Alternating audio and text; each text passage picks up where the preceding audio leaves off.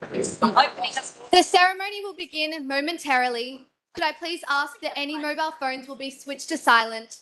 This ceremony is being live streamed. The live stream will begin at the conclusion of this announcement. Thank you.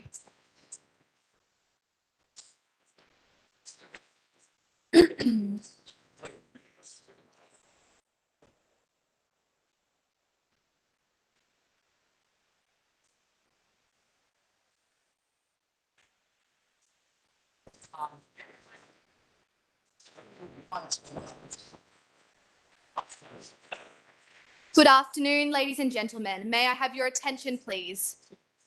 The ceremony will begin momentarily. Could I please ask that your mobile phones are switched to silent? This ceremony is being live streamed, and the live stream will begin at the conclusion of this announcement. Thank you.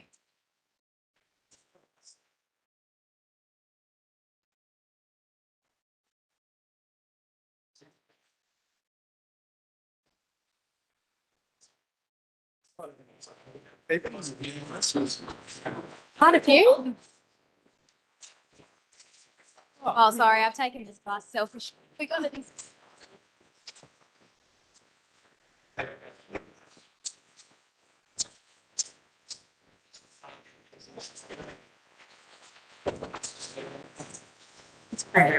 Pardon? Along the city. Yeah. And what are you doing after next week? Ladies and gentlemen, I ask if you could please take your seats. That would be greatly appreciated. Thank you.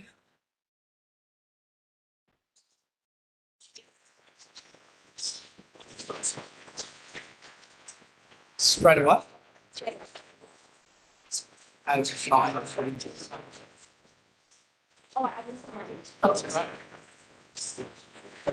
Right. Yeah.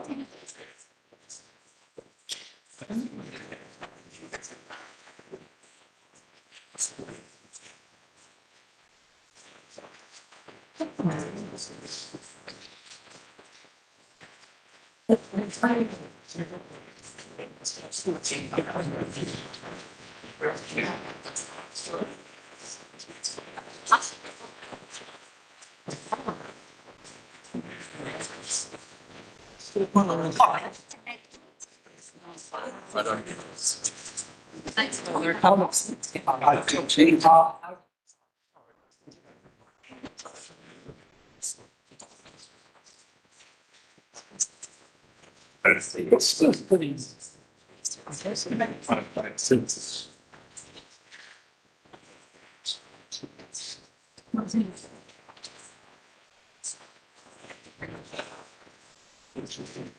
Hi, man.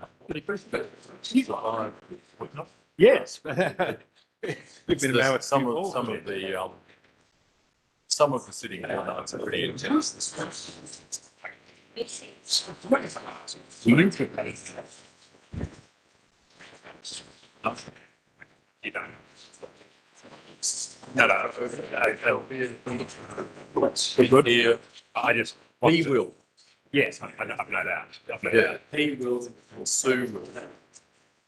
So we don't have. And you don't. People made me for running Jago. Done practicing. Yes, hi. Hi, good. Oh, sorry. How are you? Just explaining to Peter why I don't row. I would row if I was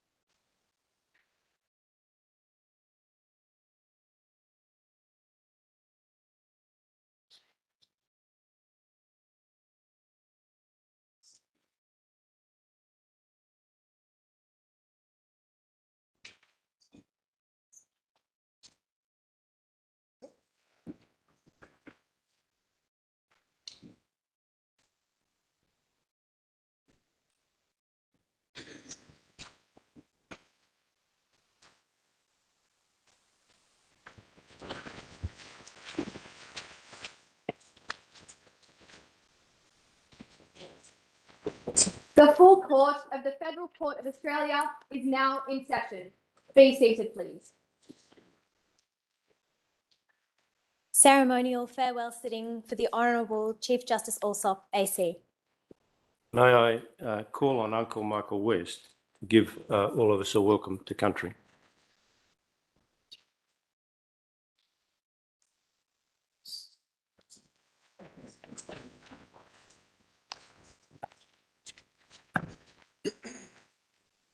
Thank you. Thank you, Justice Allsop. I was going to say, Pajari Gamarua Gadigal Eora. Good day and welcome to Gadigal and Eora land. I've been thinking the last few weeks that I know I'd be here, and I was thinking the law underpins every aspect of our lives when you think about it. And it's so important when we consider the last 10 years of not only in Australia here, but the world, how the law has been challenged in many different ways. And over time, when you think about it, the law does change and evolve depending on the society, the way the society's going. This beautiful land that we're on is one of the clans of the 29 clans of the Eora Nation. We have across that beautiful harbour, we have obviously Camaragal. Suburb of Camaray is named after the Camaragal clan. If you got in a traditional canoe, which is called a Nawi, imagine paddling in that beautiful harbour that we have here in Sydney, and then turning left and going inland. Next door to Gadigal, we would see Wongal. If we kept paddling, we would see Wallamadigal. That's where Bennelong rests, that the Land Council looks after. If we keep going, we actually hit Barramadigal, Barra meaning eel. And there's a whole creation story of the beautiful harbour and waterways being created by eel. And that eel is now resting just off of Balmain, and that is at Memel, also known as Goat Island. Those clans and the other Sydney clans would meet on there. So it's a very important part of the culture of Sydney here, which goes back many, many years. And being the oldest living continuous culture in the world today, more than 65,000 years, it's an honour to be here today. And also, in New South Wales, we are lucky to have the oldest human construction in the world today, the Brewarrina fish traps, which are more than 40,000 years old. And we did trade amongst ourselves for more than 65,000 years, but we traded up the top end with sea cucumbers, with the mocassins up into Indonesia and into China. And we made this point last year when we had the 50th anniversary of the diplomatic relations opening between Australia and China, where Gough Whitlam went to China. And the Chinese ambassador and all the consuls were there, and we made this point, which I think pointed out that we have a long history of friendship, trade, and sharing culture, which is important in the current world we live, that we remember these things. And also, when you think about it, it has been a couple of difficult years with the pandemic. We've lost people along the way, and I think it's important we do take a moment's silence to not only pay respects to them. They weren't just statistics that we saw every day on television. They were people with their own dreams, their own aspirations, belonging to families, belonging to communities. We need to remember those Australians we've lost, and to live our lives to the fullest, to be good citizens, not only in Australia, but good global citizens. And we also need to remember paying respects to our ancestors, paying respects to all Aboriginal and Torres Strait Islander tradition owners, elders and custodians of the past, present and future. We're looking after the wonderful country we all live on, we all work on, and we all play on. And it's important that we pay respects to Mother Nature, because she provides us with everything we have. And also reflect your journey right here, right now in the continuum. So if we have a moment's silence of paying respect and reflection, thank you.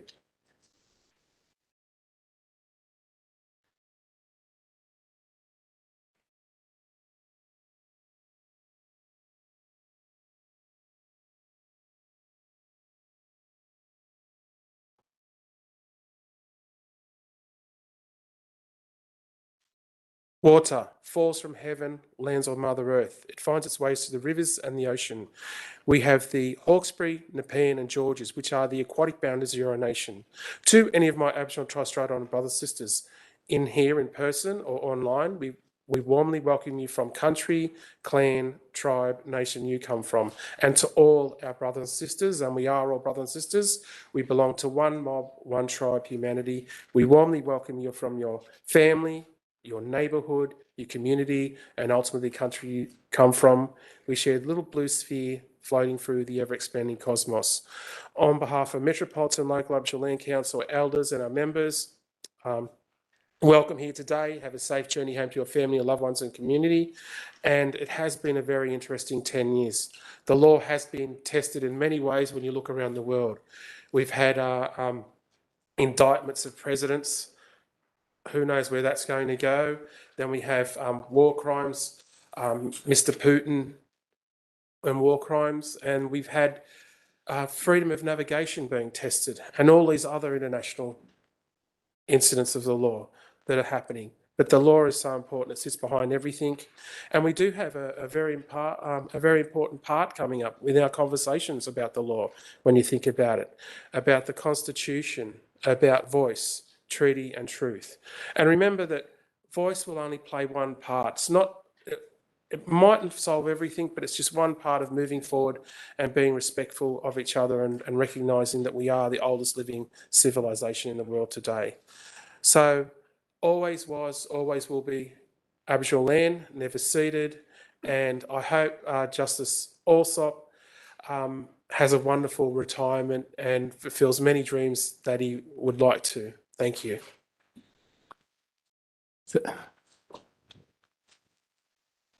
Thank you, Uncle Michael. These are generous and important words.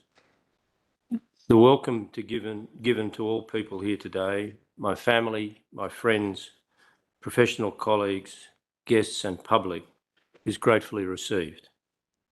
You welcomed me and those present to my swearing in 10 years and 27 days ago.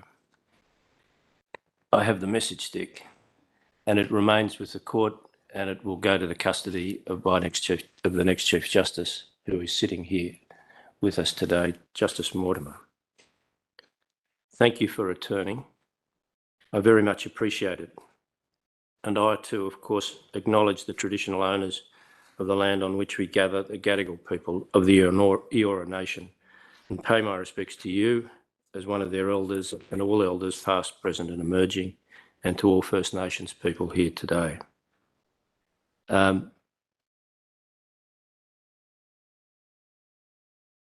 Justice Kenny. Thank you, Chief Justice. Thank you, Uncle Michael West. I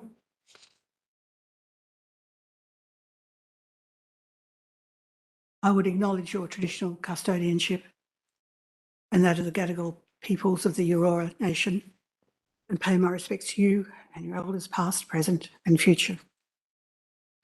It's important, I think, to acknowledge the significance to what is happening this afternoon. We've had a ceremony which represents 65 million years of history, and today we say farewell to a Chief Justice. Chief Justice, judges of the court, distinguished guests, and all present here today, it's a privilege to speak on behalf of the judges at this sitting to acknowledge your honours contribution as the fourth Chief Justice of this court.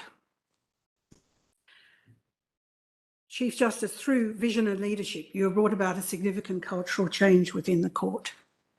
When you returned to the court as its Chief Justice in 2013, you saw the need for the court to adopt a more national, less state-based approach. You made the case for the National Court framework, and the judges of the court affirmed that case.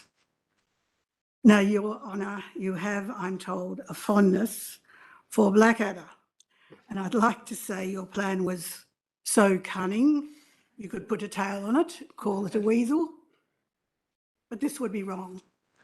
Since its inception in 2014, the framework has never had a tail and has never been called a weasel, at least not to my knowledge. It has, however, served the court very well indeed. The framework did indeed broaden judicial horizons.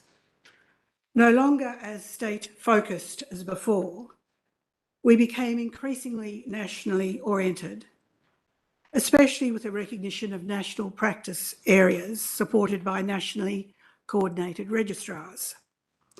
Under the framework, judges, registrars and staff across the country became more engaged with one another than ever before, and in consequence, they became more sensitive to national needs as befits a national court.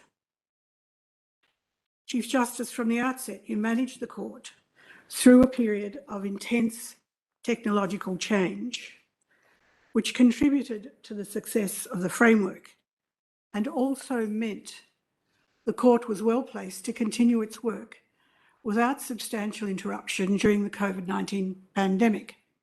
This achievement is testament to your vision and intelligent imagination. Your Honour, you have also cared for our collective inheritance. The library has enjoyed your active support, and your deep appreciation of the Law Courts Library in Sydney and its remarkable collection is well known to those who have worked beside you. We are mindful too that you have adopted a consultative approach within the court in deciding how to address internal issues and those of more public concern. This led to a court in which its judges are fully invested and to better decisions. Your Honour also understood the need for collegiality. This is especially important for this court, spread as it is across the country. Judges' meetings with their attention to judicial education have been productive avenues for fostering learning, mutual respect and friendship. You have also taken your pastoral responsibilities seriously. More than one judge has reminded me of your clear concern for their welfare and has referred to your instinctive kindness in time of need. Notwithstanding your emphasis on the national character of the court, and indeed because of it, you have strongly supported our engagement with other Australian courts, especially the Supreme Courts. Further, you have contributed significantly to maintaining the court's relationships with courts across the world.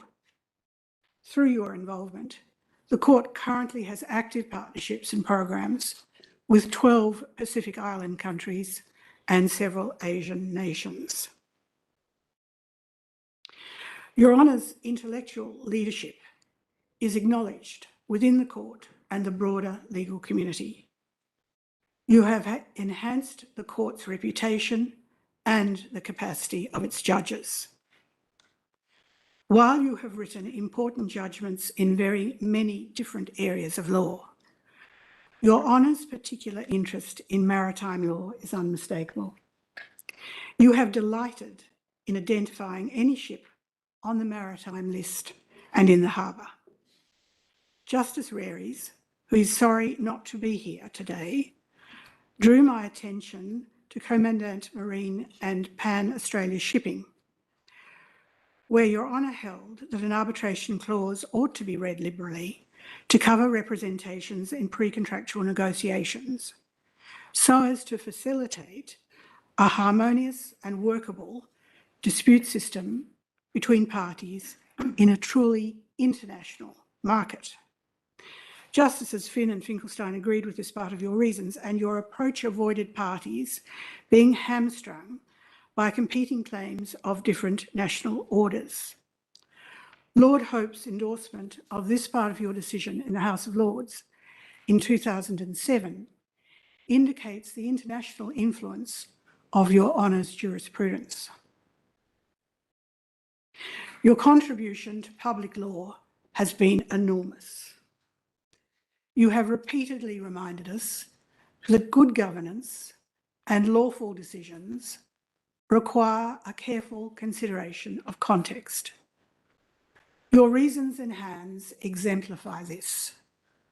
In a frequently cited passage, you explain that a lawful exercise of executive power under our system of law entails an obligation to confront the human consequences of its exercise, an obligation born out of our shared humanity, which cannot be discharged by recourse to decisional checklists or formulaic expressions. Chief Justice, I have been reminded of your unfailing support for the native title practice area. From the outset, you understood the critical importance of the proper exercise of this jurisdiction for the whole nation and the course of the country's history, and have provided the necessary resources to ensure your judges can fulfil their frequently demanding responsibilities as the law requires. Chief Justice, your loyalty to the court and its judges is well known. You have applied your considerable intellect and innate sense of decency to the administration of the court. You have also undertaken a full appellate load, sometimes sat at first instance and even in case management hearings, and delivered many thoughtful speeches. Your dedication and work capacity cannot be gainsaid. Most importantly, you have reminded us of the human dimension of the law, that the administration of justice is neither a mechanical nor a neat and tidy task. It is never easy. It is about people. By word and action, Your Honour, you have always reminded us that we should never lose sight of this, and that your court and its judges is here for everyone who seeks its aid. Chief Justice, the judges of the court, present and retired, thank you for all you have done for their well-being, your extraordinary contribution to the court and the administration of justice in this country. All our very best wishes go with you, Sandy, and your family. Thank you, Justice Kenny. Mr. Attorney.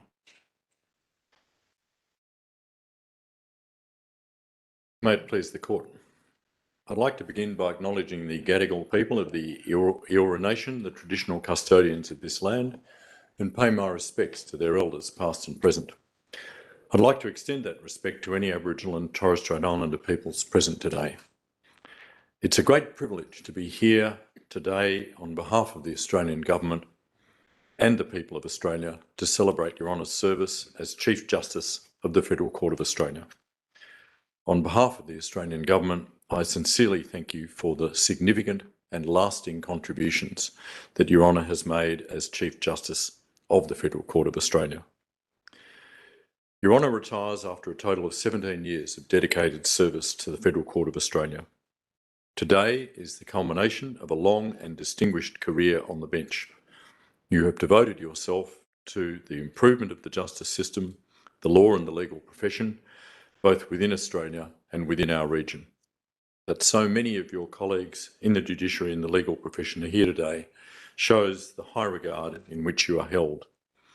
May I particularly acknowledge Her Excellency the Honourable Margaret Beazley, ACKC, the Governor of New South Wales, the Honourable Justice Susan Kiefel, AC, Chief Justice of the High Court of Australia, the Honourable Chief Justice Will Ostregren AO, Chief Justice of the Federal Circuit and Family Court of Australia, Chief Justices of the State and Territory Supreme Courts, the Honourable Julie Ward, President of the Court of Appeal, Supreme Court of New South Wales, the Honourable Murray Gleeson, ACKC, former Chief Justice of the High Court of Australia, the Honourable Michael Black, ACKC, former Chief Justice of the Federal Court, the Honourable Michael Daly, the newly appointed Attorney General for New South Wales, the Honourable George Brandis, my former parliamentary colleague and former Attorney General of the Commonwealth, and the Honourable Mark Speakman, former Attorney General for New South Wales, and of course other current and former members of the judiciary, members of the legal profession and distinguished guests.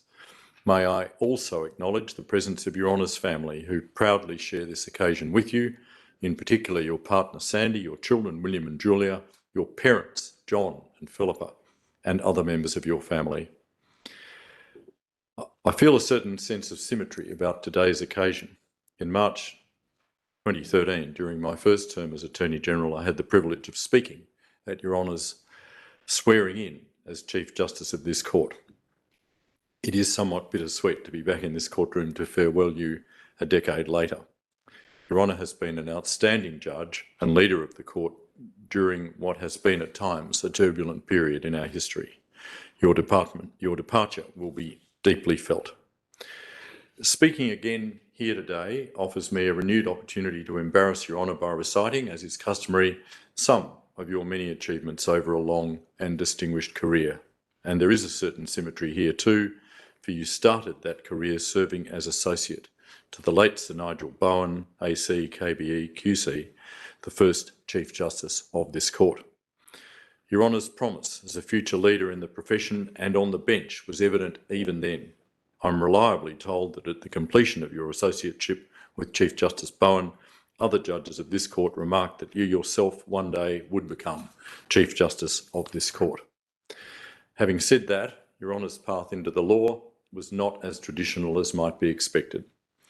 While Your Honour commenced combined degrees in arts and law at the University of Sydney in 1971, you soon abandoned your legal studies.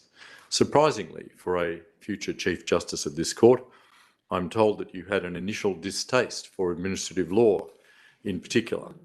In 1974, having graduated with a Bachelor of Arts, you began your working life as an English and history teacher.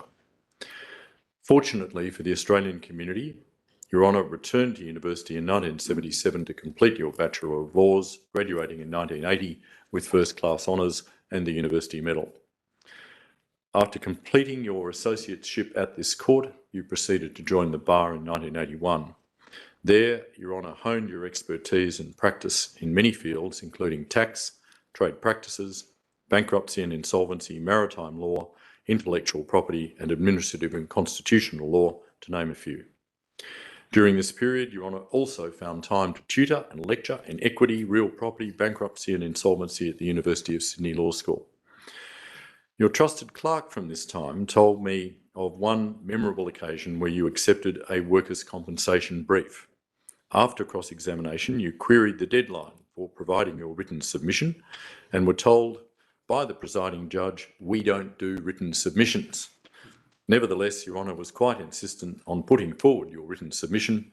When the court was reconvened later that afternoon, I'm told the judge merely stated, "I adopt Mr. Allsop's submission." This was no doubt a reflection, albeit an unconventional one, of the effectiveness and persuasiveness of your written advocacy and persuasiveness. Given that your passion for the written word almost won out over the law in the first place, it is not surprising that your time on the bench has continued to be defined by Your Honour's scholarship and cogent written judgments. Your Honour took silk in 1994. In 2001, Your Honour was appointed as a judge of this court, where you served for 7 years before moving from the federal judiciary to take up your appointment as the President of the New South Wales Court of Appeal. In 2013, you returned to this court, this time as Chief Justice, and as I remarked at the time, we were very pleased to have you back. Your Honour has always understood and had a deep appreciation for the role of the court. and the foundational role it has in administering justice, protecting the rule of law, and ensuring a just society. Throughout your time at the helm of this court, Your Honour has been a vocal advocate of the human experience of the court system and how the law is, and I quote, to a significant degree built on abstractions but necessarily human in character, end quote. I'm told Your Honour recently spoke to the New South Wales Supreme Court at its commencement of law term dinner, where you encouraged your judicial colleagues to appreciate the significance of the exercise of judicial power and its capacity to both cause harm and protect the individual and society more generally. Always one to practice what you preach. In your swearing in as Chief Justice, I recall the undertaking Your Honour gave to working with your colleagues, and I quote, to entrench the reputation of the court as the national superior court, characterised by civility, courtesy, innovation, and business-like hard work in the service of the Australian community. Your Honour has certainly achieved this. The judiciary and the court system are all the better for your service. Your Honour's friends and colleagues have told me that throughout your practice at the bar and during your time on the bench, you have always generously assisted your colleagues and peers, providing advice, guidance, and insights. In turn, I'm told that you are also prepared to seek counsel and guidance from others whose opinion you trust, reflect on their advice, and indeed act upon it. I'm also told of Your Honour's remarkable ability to lead by example by balancing your core day-to-day judicial activities with other intellectual pursuits. One friend commenting on Your Honour's demanding travel schedule, including visits to build the capability of judges in Papua New Guinea and further abroad, noted, he'll be flying all around the country and will still find time to finish off the day with a French lesson. It's also well known that Your Honour is an avid reader and extremely well read and in possession of an enviable library in chambers. Indeed, anyone who's had the pleasure of dialing into a virtual meeting with Your Honour over the past few years may have had the opportunity to catch a glimpse of this beautiful library, the quintessential Zoom background for a Chief Justice. Your Honour, your significant contributions to our nation's justice system began well before you first took up your post as Chief Justice, and it is safe to assume this will extend to life beyond the bench as well. I'm sure that you will also take the time to enjoy your many interests, perhaps some more time studying French and reading for pleasure, and spend time with your family in regional New South Wales. Your Honour has certainly earned the right to enjoy these pursuits, though I have no doubt that you will continue to be active in public life and the many causes dear to you. Your Honour, it has been a privilege to be here today to celebrate your remarkable career and contributions as Chief Justice of this court. At the commencement of your appointment in 2013, I shared my expectation that this court was in safe hands and would flourish under your leadership. I can now say with confidence, and I'm sure those here will join me, that Your Honour has exceeded those expectations. Your professionalism, your dedication, and your commitment to the improvement of the justice system, judiciary, and the legal profession, both within Australia and abroad, are a truly wonderful example for us all. Your Honour, on behalf of the Australian Government and the Australian people, I thank you for the extraordinary contribution you've made to the judicial branch of government, and I wish you all the very best as you commence this new chapter in your life. May it please the Court. Thank you, Mr. Attorney. Mr. Peter Dunning, KC, President of the Australian Bar Association. Chief Justice Allsop, Justices of the Federal Court, Chief Justices and Justices of other courts, the Commonwealth Attorney General and Solicitor General's distinguished guests. It is my pleasure and privilege in equal measure to speak today on behalf of Barristers of Australia to offer our congratulations and best wishes on the retirement of Chief Justice Allsop. Today is an important day in the history of this large national court, which is fundamental not only to the third arm of our government, but also because of its broad jurisdiction, which touches on the lives of many Australians. We gather here today to mark more than 2 decades of exceptional public service to the judiciary by Chief Justice Allsop. A decade ago, Chief Justice, at your swearing in, amongst other things, you said this: "I am privileged to undertake the office of Chief Justice of the Federal Court of Australia. This is a court of great importance to the nation, and I am conscious of the responsibility that I carry in undertaking the duties first fulfilled by one of Australia's greatest modern-day servants of the law and the community, Sir Nigel Bowen, and later so remarkably undertaken by Chief Justices Michael Black and Patrick Keane. I will not always be able to exhibit the calm, almost serene patience of Sir Nigel and his two successors, but their example in that regard will be a constant discipline for me." That last sentence is the only topic I will take issue with you on today. Your Honour has been the most courteous of Chief Justices, and the bar is most grateful for the manner in which Your Honour has not only dealt with our members, but led by example for the judges of your court.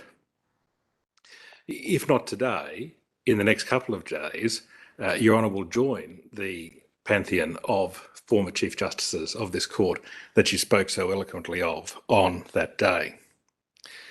It is customary on days like today to briefly mention some cases that the retiring judge has been in, not only to record the judge's contribution to the law, but to give some insight into that judicial career.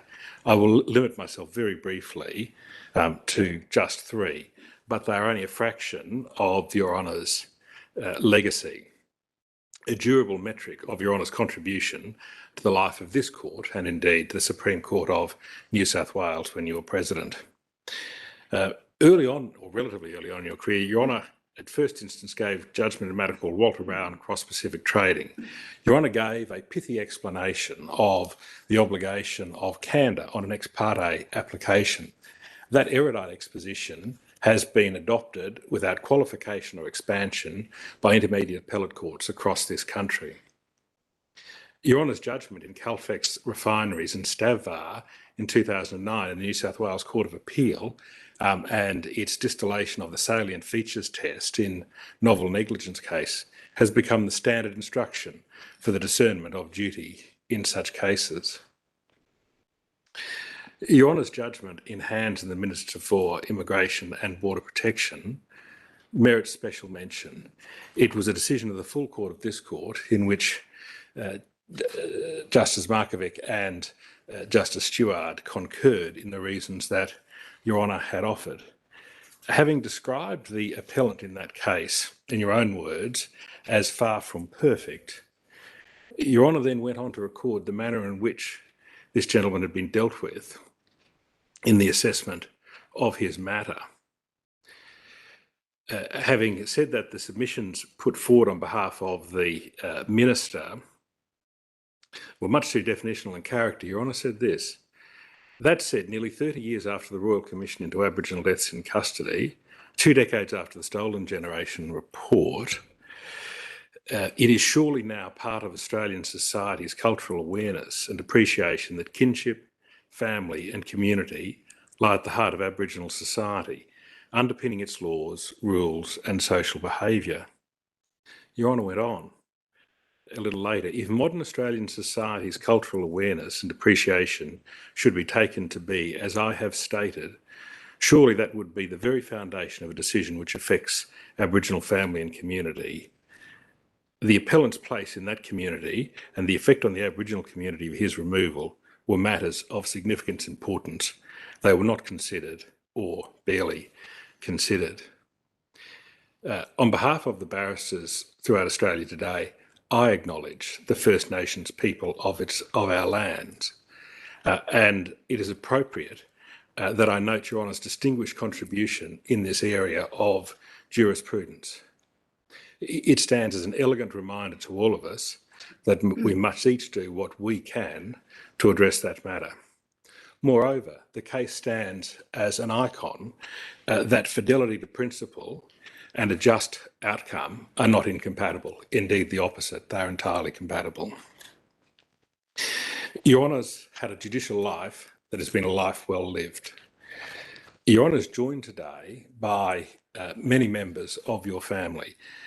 They should have justifiable pride in Your Honour's extraordinary contribution to the law and the community in Australia.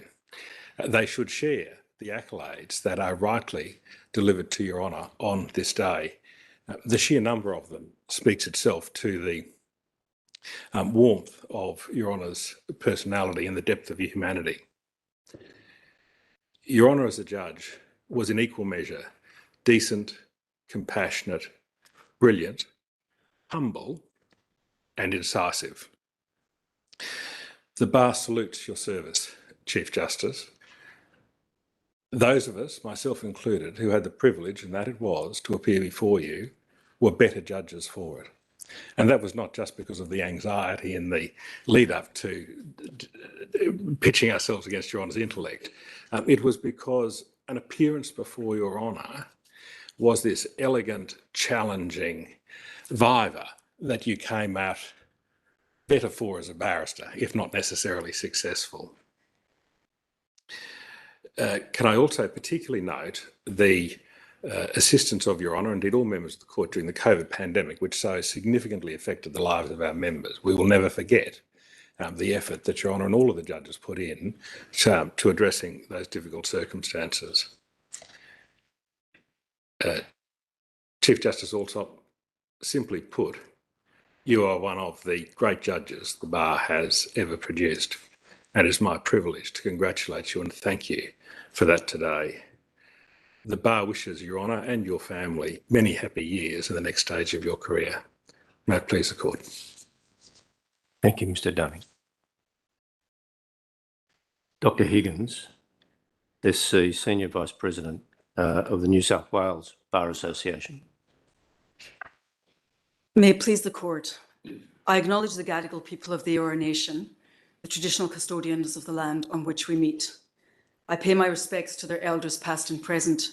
I extend that respect to First Nations people present today.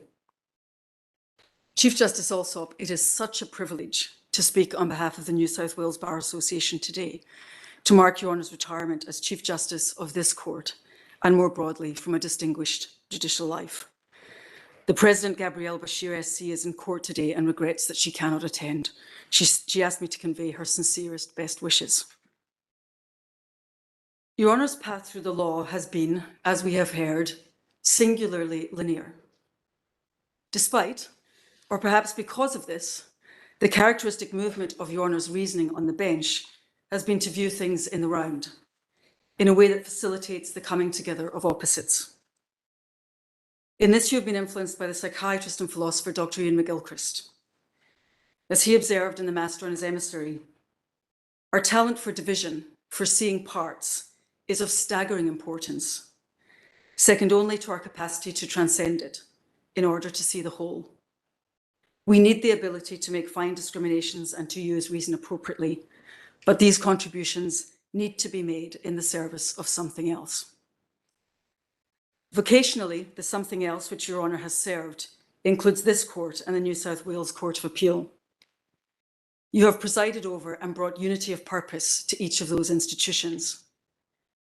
That is perhaps best captured by the image of Your Honour coming into chambers during the COVID lockdown, calmly accompanied by your dog Zach, while leading the court, unexpectedly but swiftly, into virtual trials conducted across states and time zones, maintaining the administration of justice through a pandemic.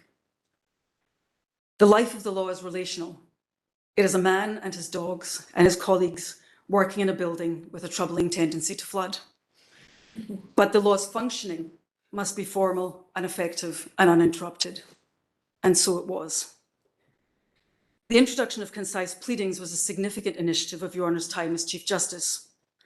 As you observed in ASIC and ANZ Banking Group Limited, the statement and the answer are to be viewed as the combined narrative which encompasses the case, not in a rigid or over-technical way, but in a way that, through its narrative, coherently expresses the respective cases as to the conduct that is said to contravene or not contravene the provisions. That initiative was a genuinely original one. It returned the form of pleading in this court to the origins of a bill in equity, while fitting it to modern disputes and avoiding the perils of prolixity and endless particulars.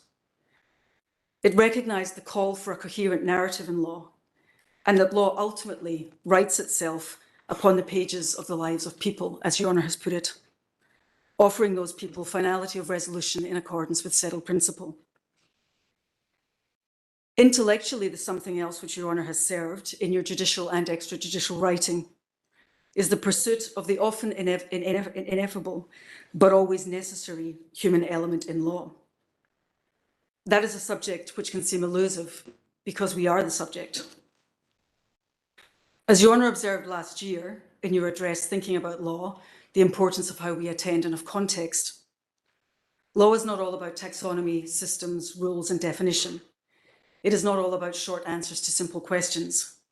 If it were, we would not have Moses and Macfarlane, or an insistence on individualised justice and sentencing, or an insistence on fairness in the exercise of public power or mercy, or unconscionability as the thematic force of equity, or the countless other manifestations of values in the law.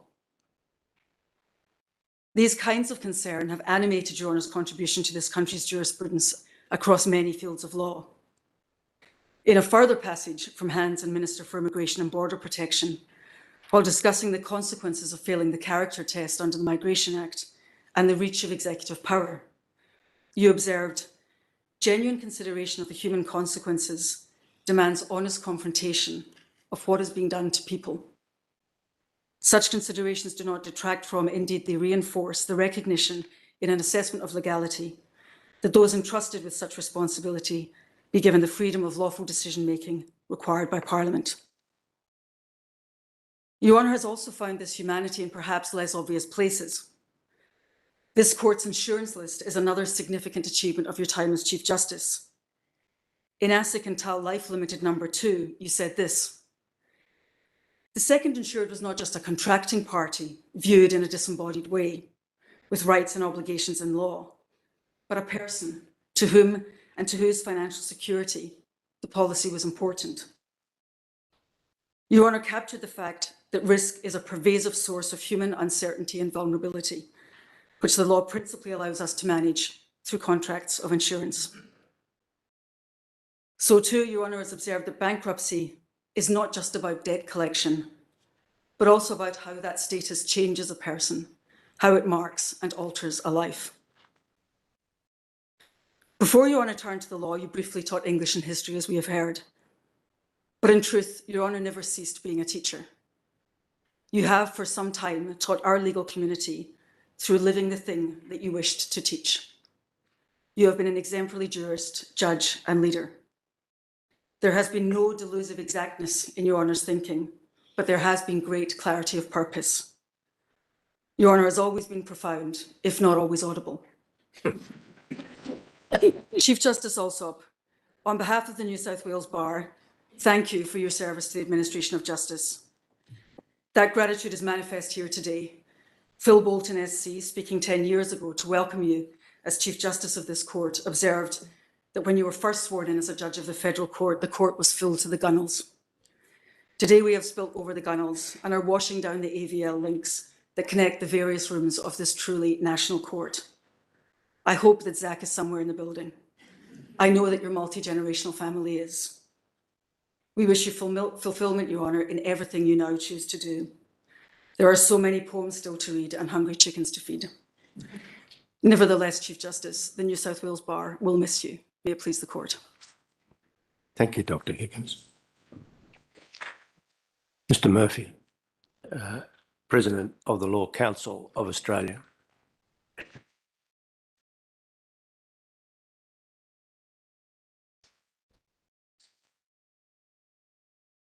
May it please the court. I also respectfully acknowledge that we are meeting on the traditional land of the Gadigal people of the Aurora Nation, and I pay my respects to their elders, both past and present, and elders from other communities who may be here today. I acknowledge the Attorney-General, the Honourable Mark Dreyfus KC, MP, the Honourable Michael Daly, MP, President of the Australian Bar Association, Mr Peter Dunning KC, Vice President of the New South Wales Bar Association, Dr Ruth Higgins, President of the New South Wales Law Society, Ms Cassandra Banks, all judicial officers, dignitaries, family, friends, and most of all, Your Honour, Chief Justice Allsop. I am honoured to appear on behalf of the national legal profession to congratulate you on an exemplary career. One of my colleagues, when deliberating over whether to leave a job, about which they were particularly stressed, about leaving their current colleagues and employer, was given some advice that has stuck with them. They were told to think of choosing to leave a job like lifting your hand out of a bucket of water. In the immediate aftermath, the departure leaves ripples, but they quickly disappear, and the water or workplace returns to its former resting state, as if you were never there. My experience tells me that that is a good descriptor that is apt in probably 99 out of 100 cases. There are a few, however, very rare exceptions, and Your Honour's departure is one that I will have no doubt will leave a long and lingering impact. On the bright side, though, you don't just leave a hole in our justice system. You leave behind a legacy for which we will always be grateful. Your Honour's legacy was recognised in the awarding of your appointment as a Companion of the Order of Australia earlier this year. Your Honour's AC was awarded for eminent service to the judiciary and to the law, to organisational and technological reform, to legal education and to insolvency law. As we have heard, you have led this court for a decade, and this has included a period of time where we have experienced some of the most significant challenges to the traditional operation of our judicial system. And we needed to introduce substantive changes in order to adapt and survive. Under your guidance, the Federal Court not only survived, but its response ensured the principles of continued access to justice for all was at the heart of decision-making, and significant efficiency gains were achieved. A few weeks ago, when welcoming a new justice to this court, I quoted from a speech that Your Honour gave entitled Being a Judge. As you have in many speeches and in your actions, you reminded us in that speech that the purpose of judicial power, the purpose of the law itself, is or should be to protect people. I won't quote from that speech again today, because we don't need words to show all of us present what being a judge means. You have been a shining example each day since your elevation in 2001. Your actions have spoken most loudly. On behalf of the Australian legal profession, I thank you most sincerely and deeply for the contributions you have made and wish you well for your retirement. May it please the Court. Thank you, Mr. Murphy. Ms. Banks, President of the Law Society of New South Wales. May it please the Court. I would also like to acknowledge the traditional custodians of the land on which we stand today, the Gadigal of the Eora Nation, and I pay my respects to their elders, past, present and emerging. I acknowledge and welcome all Aboriginal people here today. Your Honour, today I appear on behalf of the Law Society of New South Wales and the Solicitors of New South Wales.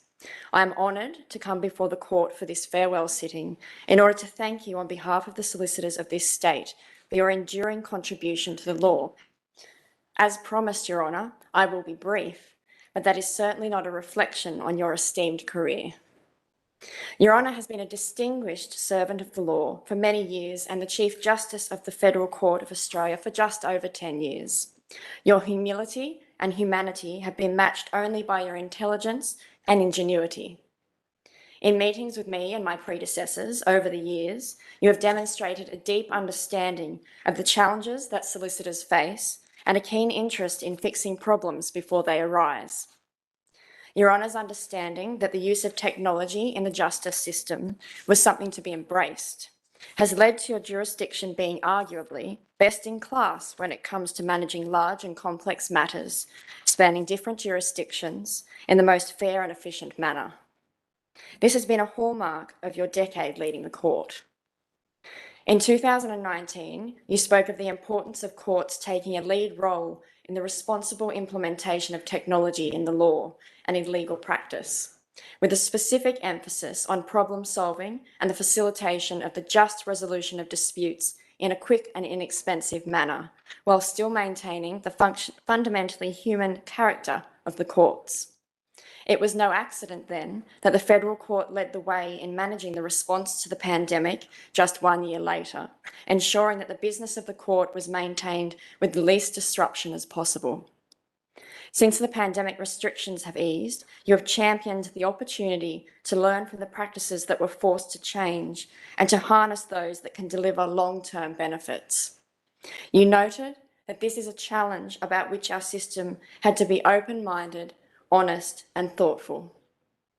In a speech on the impacts of COVID-19 on the justice system last year, you said, and I quote, "Neither the law nor the court process is all about abstractions, systems, rules and definitions. At the heart of the law, the courtroom and court process is the human element shaped by human experience." For your foresight and leadership on these issues, the Law Society expresses its deep respect and gratitude.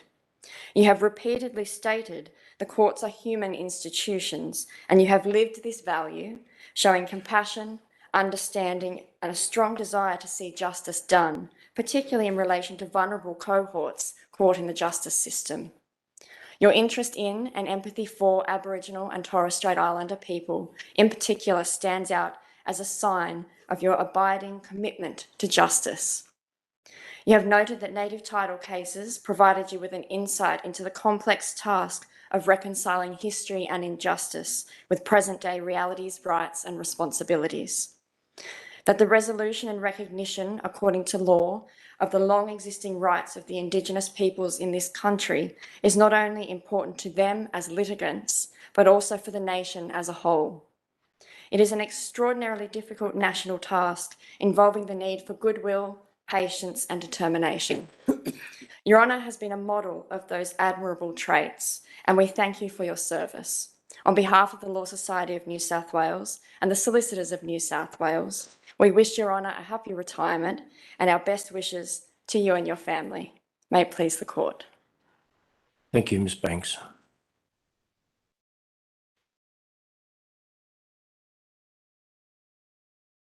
Thank you all for coming today. I'm humbled by the presence of so many friends and colleagues. I'm very touched, and you do the court great honour.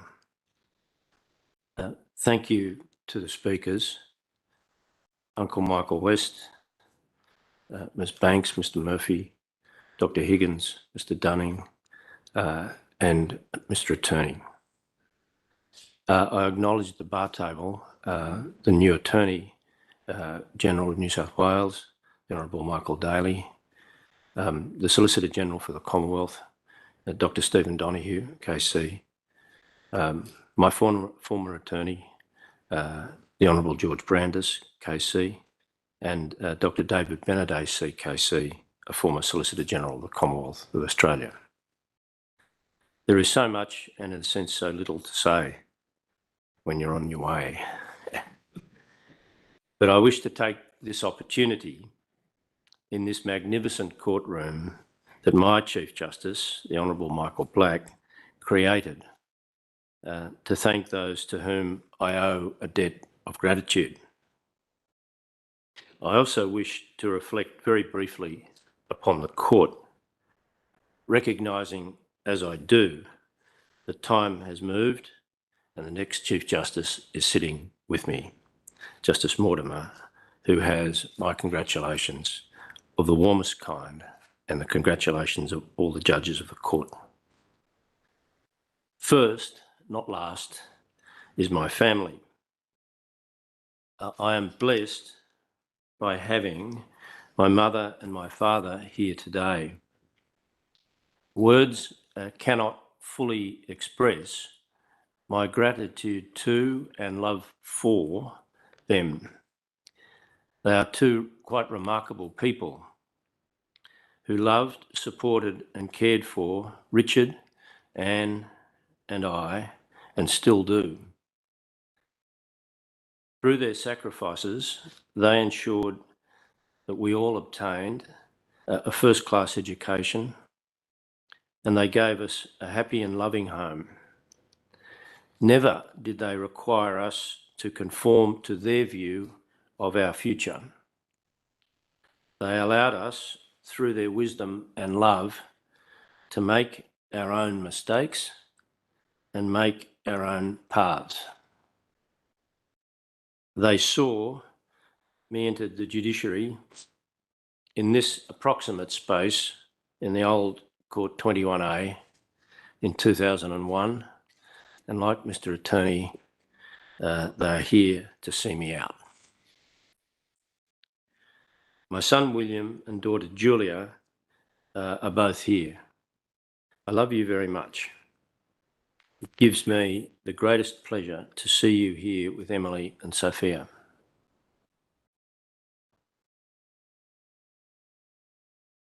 And it's also hugely touching to have most of the rest of my family here. My sister Anne, the glue of the family, and her partner John, Cottrell Dormer, have a beloved ring cycle in Bendigo. I cannot compete with the power of Wagner. She will listen to Wagner live and me on recording. Fair exchange. Julie Cottrell Dormer, John's sister, is here to represent his family. Richard, my brother, and wife Judy are here with his daughter Catherine and grandson, and they've left. And if someone could go and get them, I would appreciate it very much if they're outside.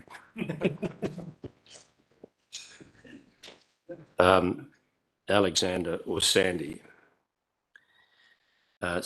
Richard's son James and fiancée Barbara.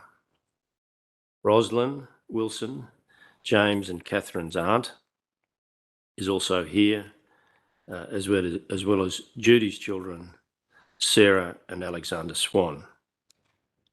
And my dear cousin Susan, my late uncle's daughter, is here. Thank you all for coming. On such a day as this, the importance of family emerges. Here too is Sandy, my partner, whose love and support for the last 6 years has enriched my life and supported me. Love her very much. Here also are her sons, Byron and Charles, or Charles was, but they have a wedding to go to. Wagner and nuptials are more important. And Byron's wife Rachel is here, and Charles's wife Jasmine was here with him. Thank you all for coming. There are too many people to acknowledge individually, but a mixture of protocol, affection and duty demands that I make an effort. Your Excellency the Governor, the Honourable Margaret Beasley, formerly a colleague on the Court of Appeal and friend of the bar, thank you for coming. My fellow Chief Justices Kiefel, Kourakis, Blow, Grant, Ferguson, Quinlan, Alston and Bell, thank you for coming. Justice Gageler and Justice Gleeson and Justice Jago of the High Court, I'm honoured by your presence. I now have to read my own writing.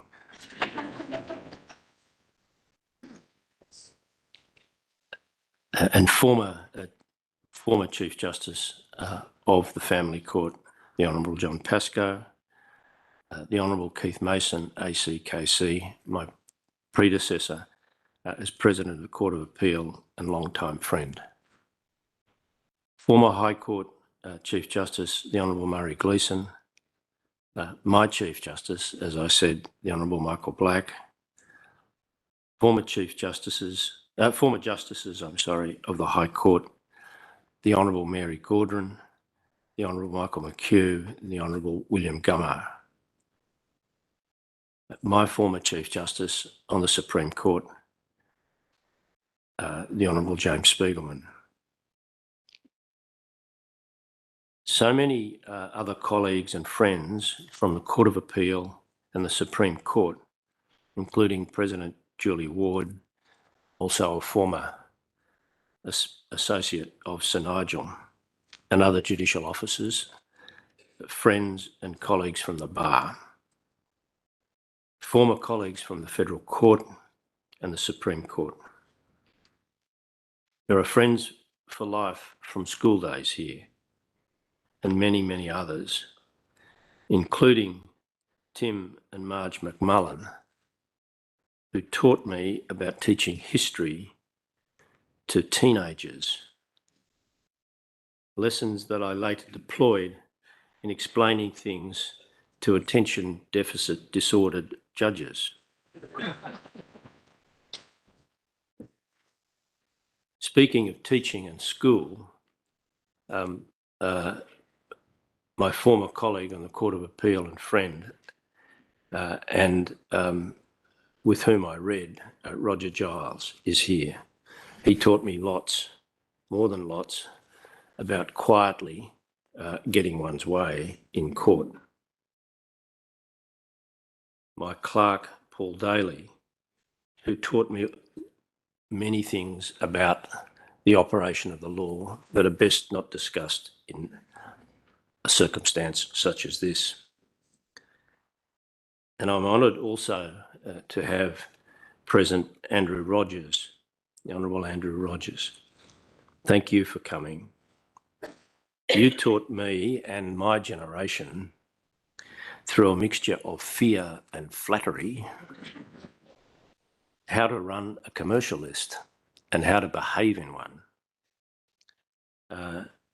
We did not forget, and your ideas were the foundation of modern case management, and the concise statement to which Dr. Higgins referred was nothing new.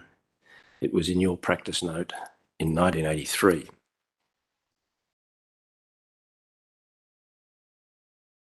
I have thanked the attorney for his kind words.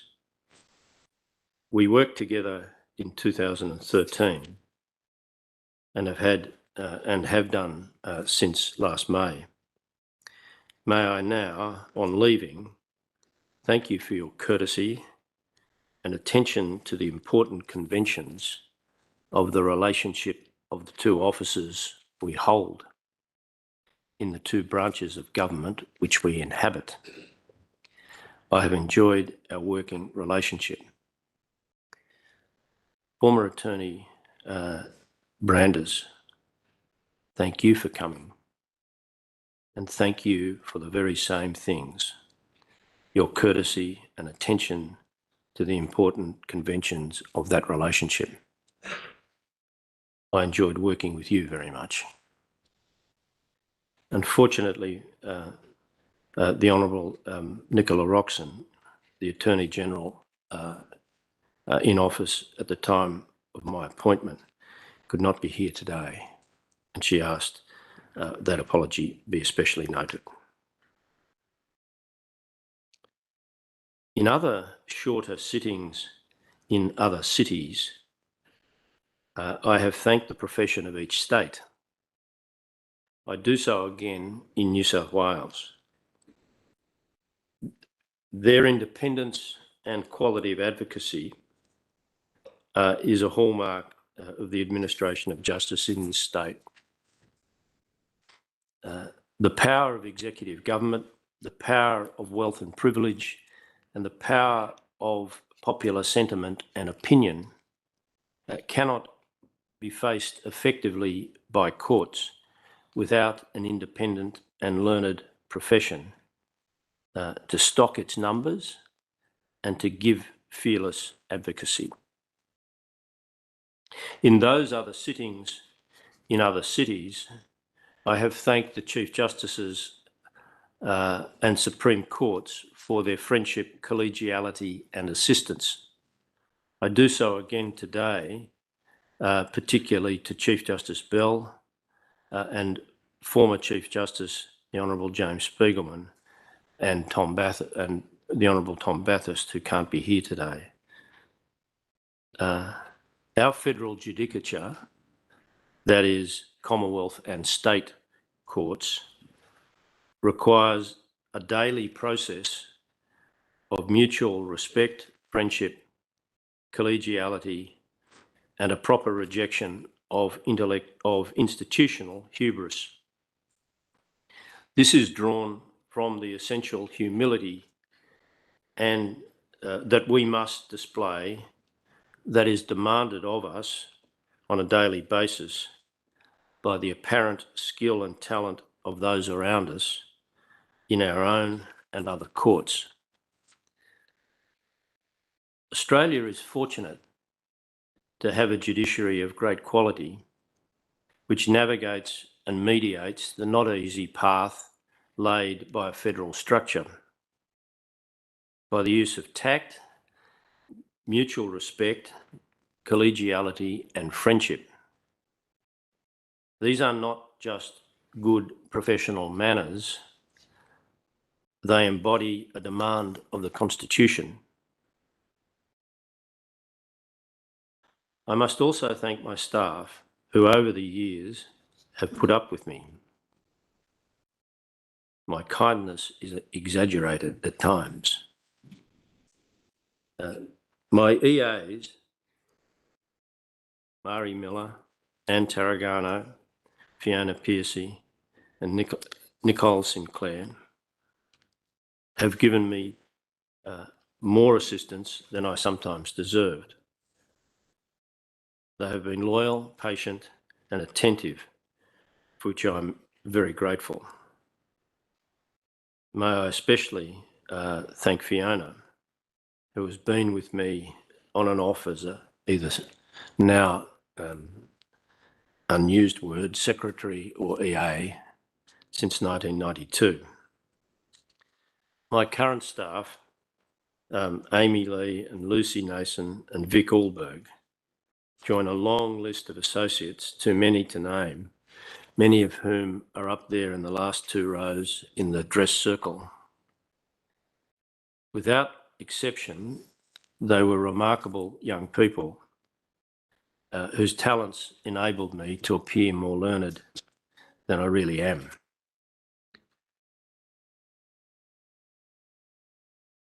I have been, and the court has been, more than fortunate to have had and to have two of the finest principal registrars and CEOs that a court could have. Mr. Warwick Soden and Ms. Sia Lagos. Very different people and styles, but both instrumental in the efficient and innovative working of the court. Warwick Soden, working with Chief Justice Black, always sought to achieve technological excellence in the court. His guidance of the ECF, the electronic court file, that is the digital record, not paper record of the court, to launch in 2013, not long after I arrived, was seminal in the growth and efficiency of the court since then. He handled Canberra and those in it as would a conductor of the Berlin Philharmonic Orchestra. As well, he administered, when necessary, any one or more of the three types of operation taught to him by his first Chief Justice, the Honourable Murray Gleeson, when he was, that is, when Warwick Soden was CEO of the Supreme Court. The three operations were, first, the operation one has with an anaesthetic. Second, the operation one has without an anaesthetic. And third, the operation one has when one does not know one is having an operation. If I may respectfully say, I think then Chief Justice Gleeson may have specialised in both the second and the third of those operations. Certainly Warwick specialised in the third. Sia Lagos, Athanasia Lauianis, when she came to this country as 12, is a little like Mary Gaudron, a force of nature. She has understood this court intuitively. She understood all the people in it. And without her, the last 10 years of reform change that have been apparently driven by the judges, but significantly by her, would not have been possible. The registry that Warwick Soden and Sia Lagos have led deserve praise that time does not permit. The court could not operate without every cog and the registry who serve the judges with diligence and distinction. To my colleagues, former and present, there are more thanks to give than is possible today. It has been a privilege to be your colleague and for some of you, your Chief Justice. No one could find a happier court to work on or to lead. And for those with whom I served in the Court of Appeal, who are here today, thank you for your friendship on that wonderful court. It is important to mention both courts. The first Chief Justice of this court, the remarkable Sir Nigel Bowen, had been a member of the Supreme Court as a member of the Court of Appeal and then as Chief Judge in Equity. He had a great affection for that court. He led this court to its teenage years with an expressed lodestar for its direction: the development of a national court of learning, intellectual rigour and civility in collegiate partnership with the great Supreme Courts of the country, whose standards he wished to emulate. He said as much on the first sitting of this court in February 1977 in this approximate place. I venture to say, and I hope, that such has come to pass, in no small measure from his legacy of tact, patience, decency and insight, shared and carried on by later Chief Justices of the states and of the courts in the federal judicature. So what is this court now? It is a truly national, indeed it's a continental court of plenary federal civil jurisdiction. Soon, according to published policy of federal governments, to be a federal criminal court in important white-collar crime. It has grown from a small, particular jurisdictionally based court to one of general federal jurisdiction, based on Section 76(2) in Section 39B 1AC, slipped into a miscellaneous provision act after Gould and Brown and as Wakeham loomed. The court has come to terms with Wakeham. The court embodies within one court the seamless operation of multiple jurisdictions or multiple courts without formal division. It is a national commercial court based on Commonwealth legislation within the whole controversy. It is a national intellectual property court of great distinction. It is a national tax court of great distinction.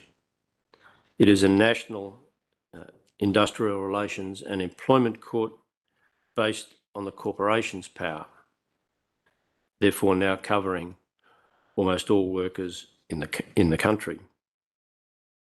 It is a national administrative and constitutional law court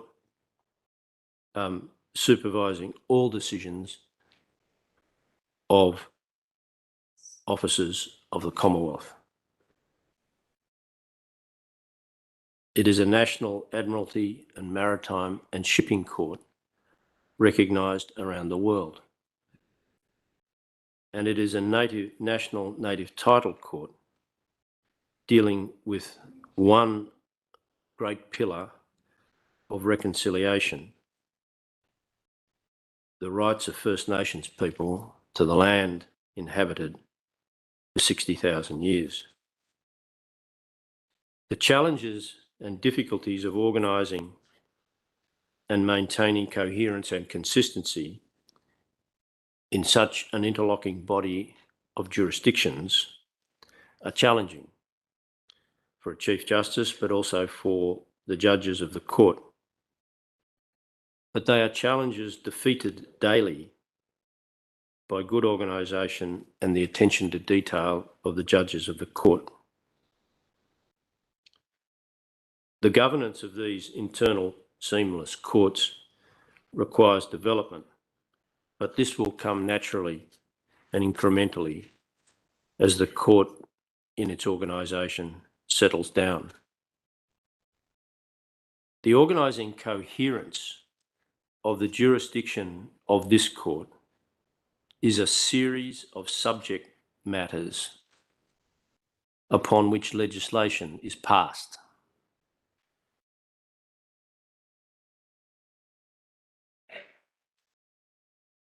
They are the legal specialities or subjects that the framers of the Constitution and the people of Australia considered appropriate for national legislation, and through the notion of matter for administration by the judicial power of the Commonwealth by any federal court created or by the great Supreme Courts and lower courts of the states as invested.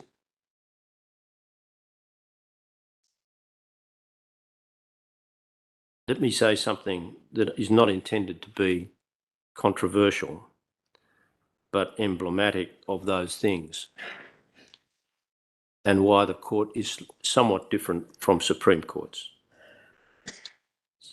Some refer at different times in a wave-like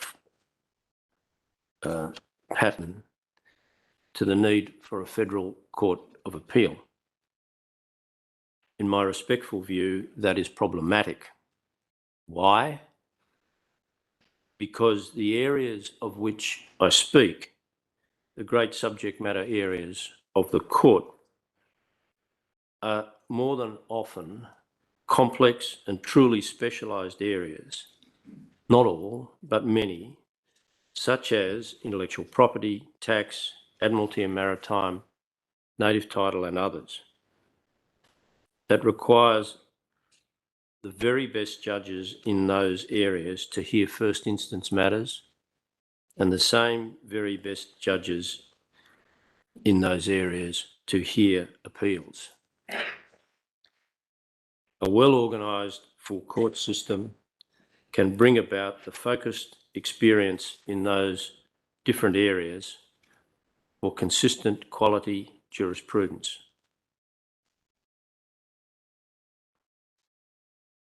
To all my colleagues of the last 10 years, thank you. A Chief Justice could not have received more support and guidance than you gave me. Everything that has been done has been done by you as a group and with the invisible guiding hands of Mr. Soden and Ms. Lagos. Finally, to my successor, soon to be Chief Justice Mortimer, my warmest congratulations. You'll be a wonderful Chief Justice. I wish you a successful and enjoyable body of years, leading a wonderful court with wonderful colleagues. Court will now adjourn. All stand, please. The full court of the Federal Court of Australia is now adjourned.